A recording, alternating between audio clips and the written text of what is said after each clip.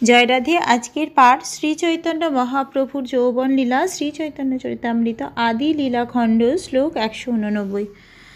আসি কহে গেলু মুই কীর্তন নিষেধিতে, অগ্নি উল্কা মোর মুখে লাগে আচম্বিতে, পুরিল সকল দাড়ি মুখে হইল ব্রণ, যেই পেয়াদা যাই তার এই বিবরণ, তাহা দেখি রহিনু মুই মহাভয় পাইয়া, কীর্তন না বর্জিহ ঘরে রহত বসিয়া, তবে তো নগরে হইবে স্বচ্ছন্দে কীর্তন, শুনি সব নেচ্ছ আসি কইল নিবেদন।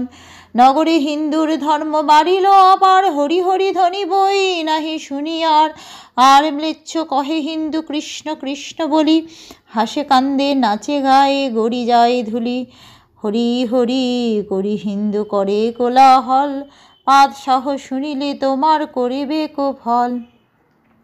আমার কাছে এসে সেই পেয়াদাটি বলল, আমি যখন কীর্তন করতে নিষেধ করতে গিয়েছিলাম, তখন হঠাৎ একটি অগ্নিপিণ্ড আমার মুখে এসে লাগে, আমার দাড়ি পুড়ে যায় এবং মুখে ফোস্কা পড়ে। যে পেয়াদাই সেখানে গিয়েছিল সে এসে একই ঘটনার বর্ণনা করে। তা দেখে আমি অত্যন্ত ভীত হয়েছি, তাই আমি কীর্তনে বাধা না দিয়ে সকলকে ঘরে বসে থাকতে নির্দেশ দিয়েছি। তার ফলে নগরে নির্বিঘ্নে কীর্তন হতে লাগলো। তখন নগরের সমস্ত ম্লেচ্ছরা এসে আমার কাছে অভিযোগ করলো, শহরে হিন্দুরা ধর্ম ভীষণভাবে বেড়ে যাচ্ছে, হরি হরি ধ্বনি ছাড়া আর কিছুই শোনা যাচ্ছে না। আর একজন ম্লেচ্ছ বলল, হিন্দুরা কৃষ্ণ কৃষ্ণ বলে হাসছে, কাঁদছে, নৃত্য করছে, গান করছে, ধুলায় গড়াগড়ি দিচ্ছে, হরি হরি বলে হিন্দুরা প্রবলভাবে কোলাহল করছে। বাদশাহ যদি এই কথা শোনেন তাহলে তিনি অবশ্যই তোমাকে শাস্তি দেবেন।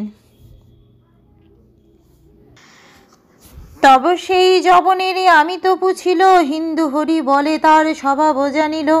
আমি তখন সেই যবনটিকে জিজ্ঞাসা করলাম, হিন্দুরা যে হরি হরি বলে সেটি স্বাভাবিক, তুমি তো যবন হইয়া কেন অনুক্ষণ হিন্দুর দেবতার নাম লহ কি কারণ?